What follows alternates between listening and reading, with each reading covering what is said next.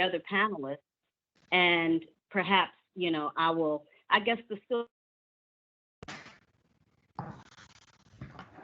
okay, so the redlining, I would say, is the people that came from there and the determination that they had, not having, or, the things that were snatched away from the city, our schools being snatched away from us and us being bused to another school.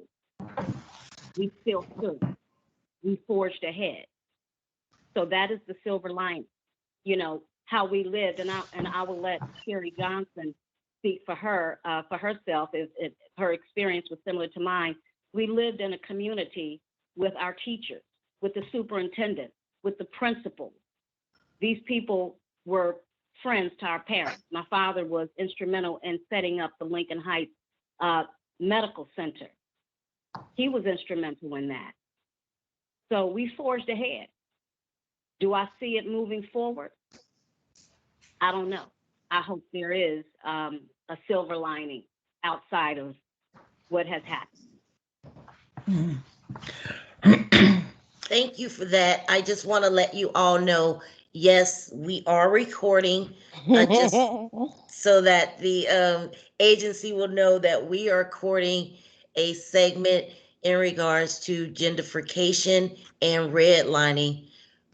We are going to discuss specifically the neighborhoods of Lincoln Heights and the West End. So that was beautiful what Stephanie just gave us about her experience, and I think she handed that off to Sherry. So Okay. Okay. For me, the experience was just as Stephanie said. I did not actually grow up and go and live and go to school in Lincoln Heights. My entire family was based in Lincoln Heights. My grandparents moved there in 1942. My paternal and maternal family are rooted in Lincoln Heights. My paternal family moved here from Statesboro, Georgia. My maternal family moved from Chattanooga, Tennessee to Lincoln Heights. My grandfather came here and could not read and write and went to night school to learn to read and write while he worked at Stearns and Foster in Lachlan across the bridge. And that's where he retired from. Um, One positive I can see with that would be if the community was involved with making the choices of what was allowed and what they wanted in the community as far as industries, um, and any other businesses that would benefit the community. Um, they should have a What did I do? based in their community. That did not happen with Lincoln Heights. Stephanie spoke about the incorporation of Lincoln Heights, and Lincoln Heights made their request first, but they gave it to Evendale. Evendale was put in front of um, Lincoln Heights, and any other requests were made. Reading and Woodline, especially Woodline, they really lobbied against any progress that Lincoln Heights would have made back in those days. Um, Another thing that really impacted the community was the school system.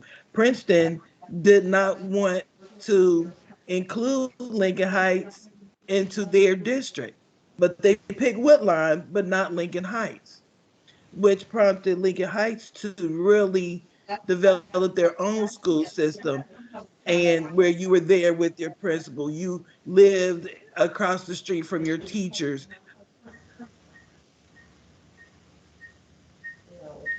close, uh, very close knit, which played a large part of African Americans leaving. I mean, who grew up in Lincoln Heights because they had they were educated from their own, from people in their own community. Um, and then, with that, uh, I spoke to a historian yesterday. They really emphasized that the breakdown of the schools when Lincoln Heights school system, um, because they couldn't afford the school any longer with affirmative action and integration into Cincinnati Public Schools. Cincinnati Public Schools made more money than Lincoln Heights just did not have the finances for, and the teachers moved away, and we lost our school system. And reluctantly, Princeton allowed Lincoln Heights to join their school system. Um, when they could, and we'll move on to the housing, but we also have to look at the urban development, and there were less homeowners with the picking and sectioning off of Lincoln Heights. Because my understanding, it was supposed to run from railroad track to railroad track from Evendale to Reading, and they start taking pieces of that and left Lincoln Heights with such a small area to navigate. Um, and but still they survived and continued, and to this day is still there. Actually, right now, Lincoln Heights is the highest populated area of African American people. So the Mm-hmm.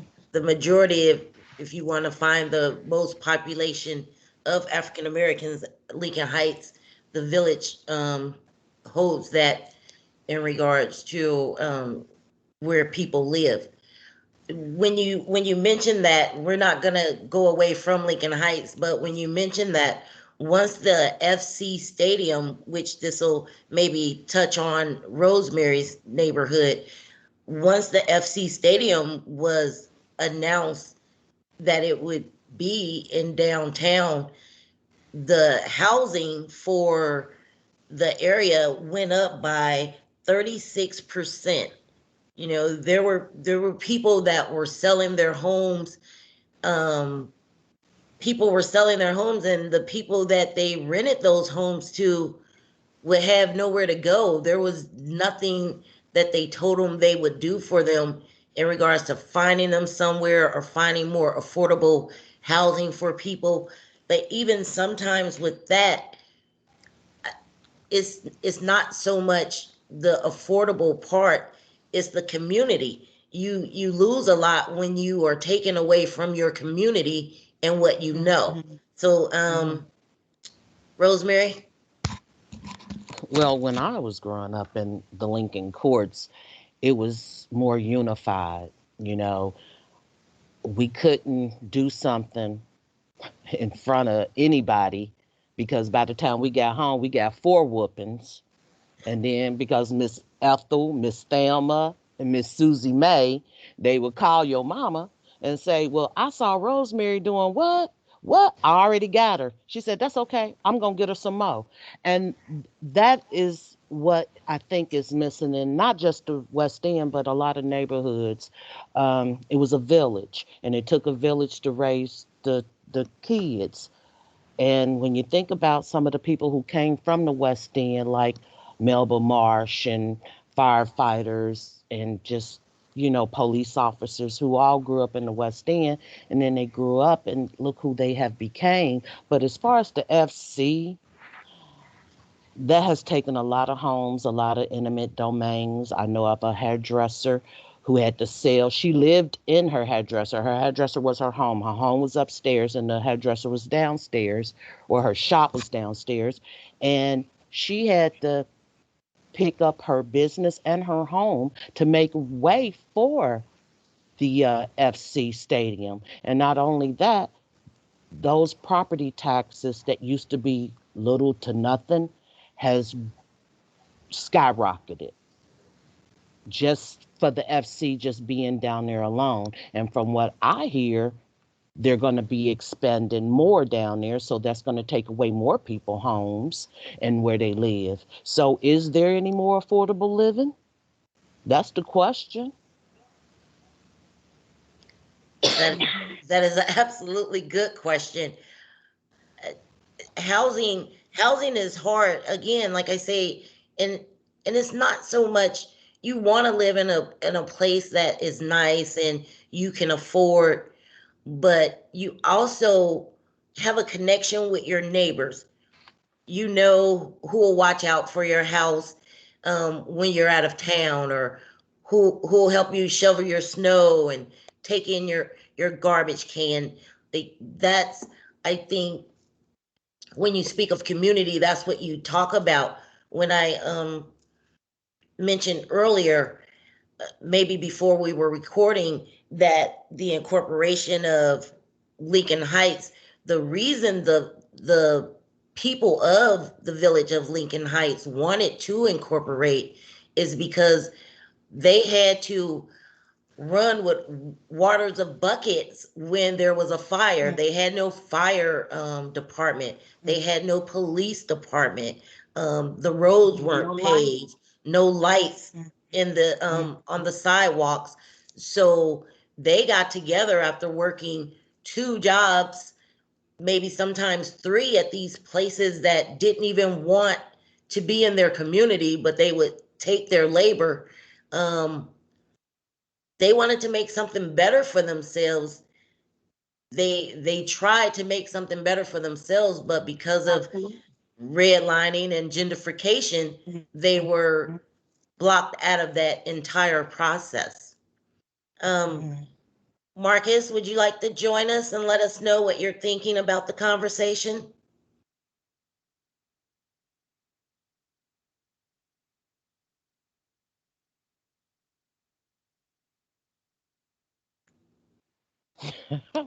Hello, hello, my sisters.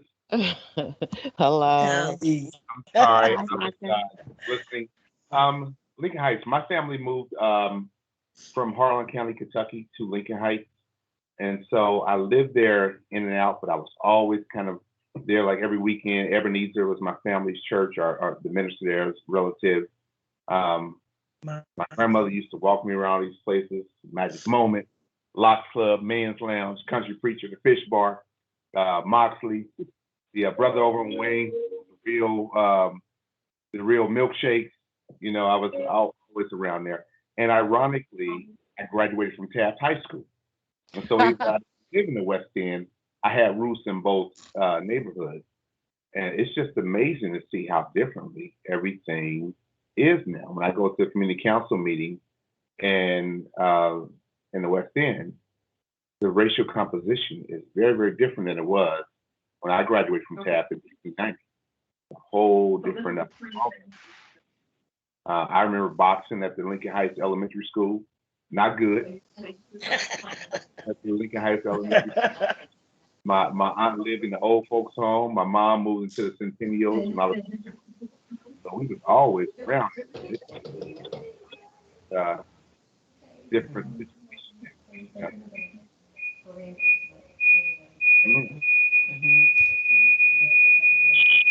I think that's what it means. I'm sorry.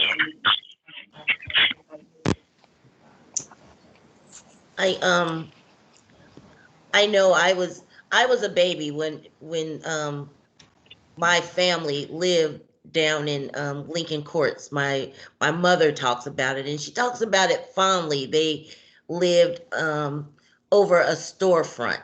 She said it was nice. You know, you always smell bread baking. You could go outside and play. Um, she thought that the West End, she loved it. She actually attended Old Woodward, which was performing arts. So that was her school. She remembers being a part of the West End, and just how nice it was when she was growing up. Now my mom, she's over 80 years old, and she goes through downtown with fondness. When we drive her around, there's fondnesses because she remembers some of the things that were on the street. She'd say, oh, okay, well, that's where such and such was, and oh my gosh, it's still there. But some of the buildings, when she don't, you don't see them, she thinks, wow, this has really changed. now that the old Woodward High School, which was performing arts, now is an apartment complex. So that's a really big change over the years in regards to how this community is changing. Yeah, also Terry, we had Big Louie's, we had Heavy's downtown, we had the Regal Show, we had the State Show, we had Old Southern Restaurant, we had the Fish Bar on Lynn Street. We had cleaners that you can just walk into, neighborhood cleaners. It was the cohesiveness, it was the togetherness. We had things to do. We had the Boys and Girls Club that was actually housed at St. Joseph's Church on Ezra Charles. We had the Lincoln Center that we can go and swim in. They had the slide with the big swimming pool. Yeah, growing up downtown is, yeah, it's a never, you never forget it. I had cousins who lived in Whitten Terrence and whatever, and they always wanted to come down to where in the Lincoln Courts where we lived because they said we had so much fun down there. Man, can we come back? My mom said, wait a minute, not this next weekend, maybe the weekend after that. So a lot of people, no matter what neighborhood you grew in, they always came downtown because we did have the theaters. So, you know, that was a fun time. My memory of I remember downtown, I, going I to the had to go Regal to summer Theater. school at Taft, so I don't know if that was if that was such a good thing or not.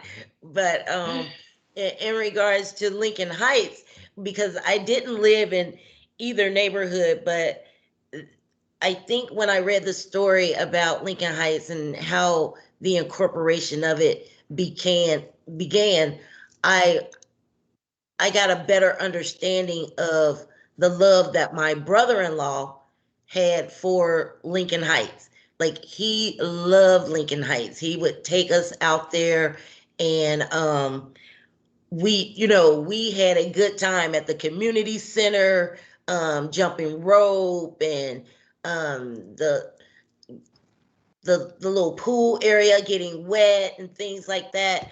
Um, it was his family's church was Burris Temple, and it was a Reverend Frank Downs. So he has a he was really fond, of Lincoln Heights, and that is my memory, and that's why I was so connected to the story, is because it gave me an understanding of why he loved that community so much.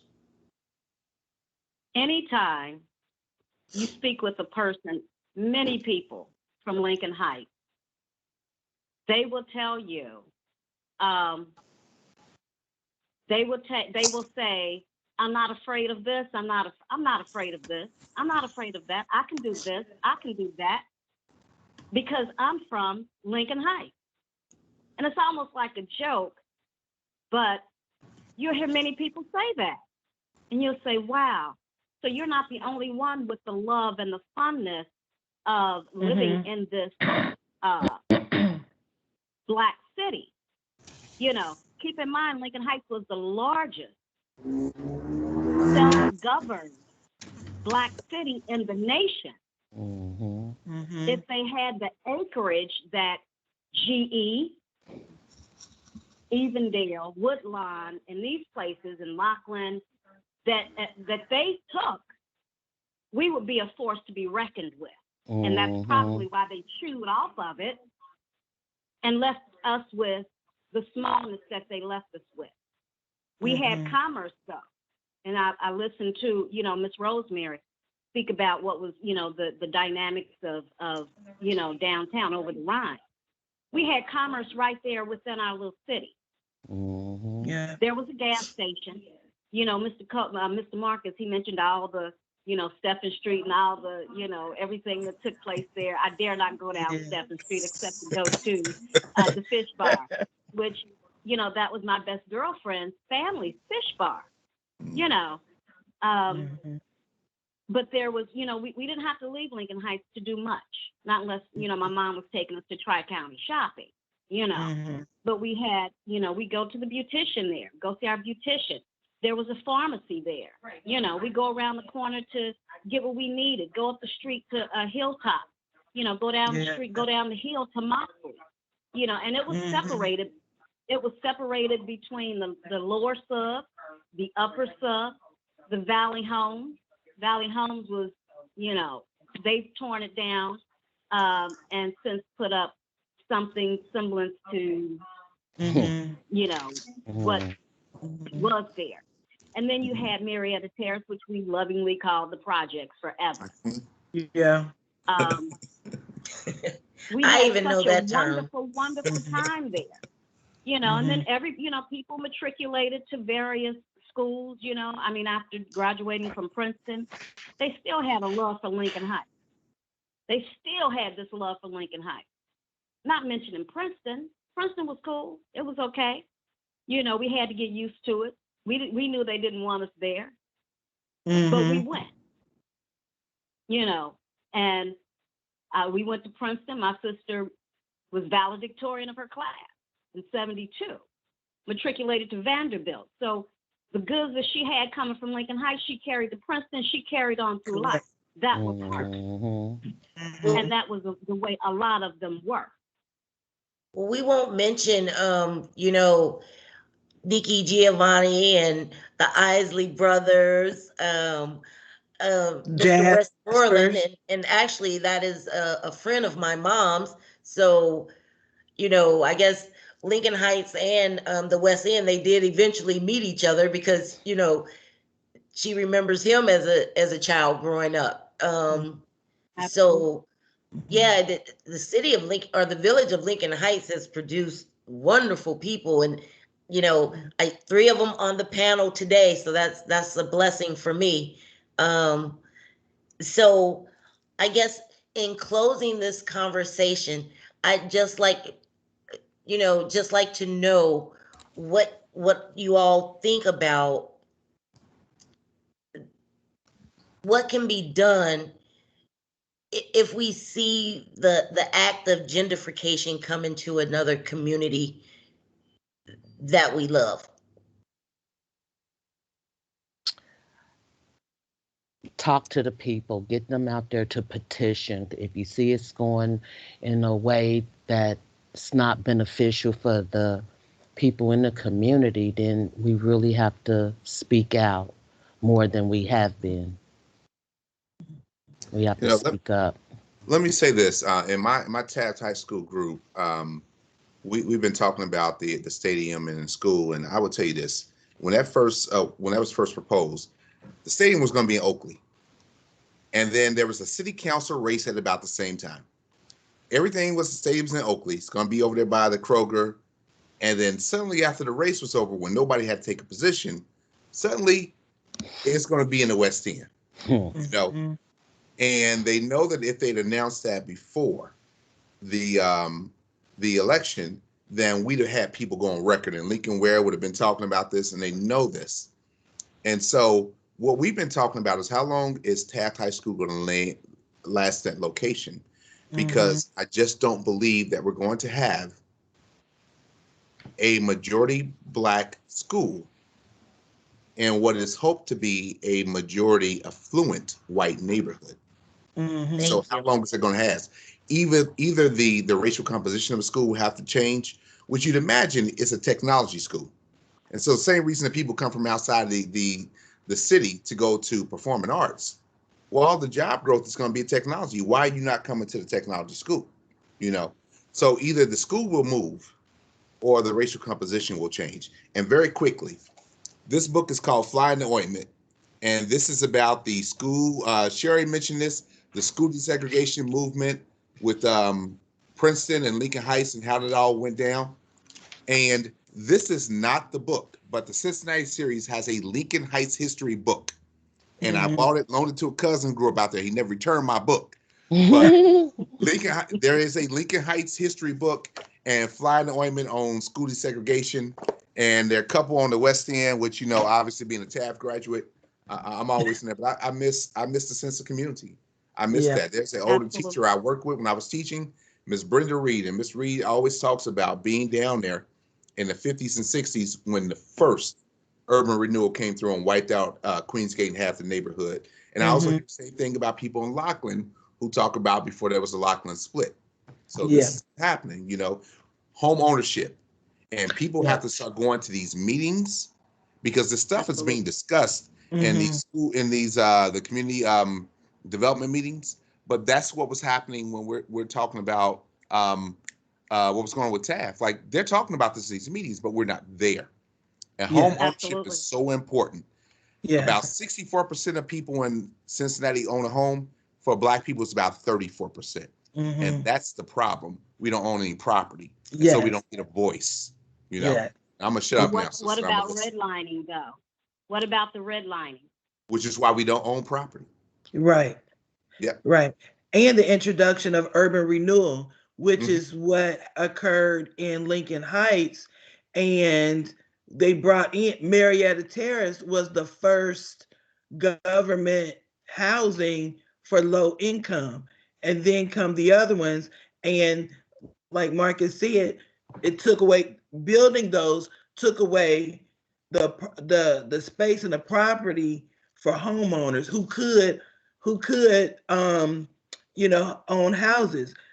The Valley Homes started out as military housing. Right after the war, the veterans had to have some place to go. They put them in the Valley Homes. Then it turned into a co-op. My aunt lived there. You could buy into Valley Homes and live there. One of the things that was very profound for me when I spoke to the historian, she said, the greatest thing about Lincoln Heights is that we were poor, but we didn't know it. Because we had no idea. Because we took care of ourselves. That's right. Everything we needed was in our community. And we had no idea what people assumed we were missing out on because we were happy. And that's what I think is missing from most communities is the happiness and knowing and being a part of something and knowing each other and one another. And Jennifer, and with gentrification, the community must be involved on those decisions. Absolutely. James Baldwin Mr. said, Coleman, urban renewal means Negro removal. Yes. Yes. Baldwin, 40 Exactly. years saying that. Exactly. Terry, this should have been a longer discussion. Which means we're going to have to get together and have lunch. Because I'm just now getting warmed up. I'm still a little tired, Well, what else? You didn't have to belong to the link. I was not a part of the Jack and Jill, but my parents made sure that we did some of the, they were, I don't know if you could say they had this elitist, they wanted things for their children, the same as some, I guess we thought Caucasians had, but they had their requirements as well. So in keeping with Sherry saying, we didn't know we were poor. I don't know if I would say we were poor, I will say my parents worked very hard for us. They just we're going to stay right here. No matter what, we're going to stay right here and we're going to make it happen for you. We're going to, whatever it is that you want to do, then we're going to give you that opportunity. So I thank both of them. Both of them are deceased now. I always thank them and remember that. And I push that to anyone, whether, no matter where it is. No matter where it is. And like Mr. Coleman said, they're having meetings when we're not there. We're not there. So we have to participate in that so that it won't continue, or we'll be party to that. We'll be able to impact that. And that's what'll help. That's what'll help. Otherwise, they're going to make their move. They're going to chip away at your community, at your neighborhood. You're not going to have anywhere to go. There is a reason that most of the detrimental chemical plants and garbage landfills are in predominantly poor neighborhoods. No one is petitioning, no one is fighting, for those people. There's no lobbyists for the poor. So I just wanted to thank you all for all of your information. We'll call this gentrification and redlining part 1. Maybe we can Okay. all meet up again and discuss other issues in regards to what we can do to solve some of the problems that impact our Black communities, and impact us as Black people. When these organizations move into our neighborhoods and don't offer us jobs or don't offer any type of compensation for what we're losing out on. And it isn't, even though home ownership is important, but it's still a home when you live there and they just displace you from that. So I just want to thank you all. Your comments were wonderful, and I really appreciate you all participating with this today, and I hope to see you all soon. All right, sounds As We're long gonna, good. as it's before 8 Thank you, months, because Terry. I retire in 8 months. oh, that's right. Congratulations. And I Oh, will, and, Congratulations. and thank let me you. remind you all that for Action, the Diversity and Inclusions Committee, we do have a book club. I've written down the books that Marcus suggested. So we do have a book club, and I'll be suggesting those books so that we can add them to our list. So if you Terry, guys is are that a closed interested, group or can anyone join? anyone can join. Right now, Okay. we are reading the book Evicted, and that is All right. by, Wonderful book. yes, it is, by Matthew, Matthew Desmond. yeah, Desmond. Okay. Our next book is White Fragility by Robin DiAngelo. Angelo, good one too. Good one. So thank you all again, and I look forward to seeing you all before 8 months when we celebrate Rosemary's retirement. All Absolutely. right. All Sisters, right. All have a right. wonderful weekend. Thank You you. all Thank Thank you, too. Thank you. Have guys. a you. Have a great one. great Thank day. you, Bye bye. Bye. guys. Bye Thank you bye. all. Bye. Bye. Bye.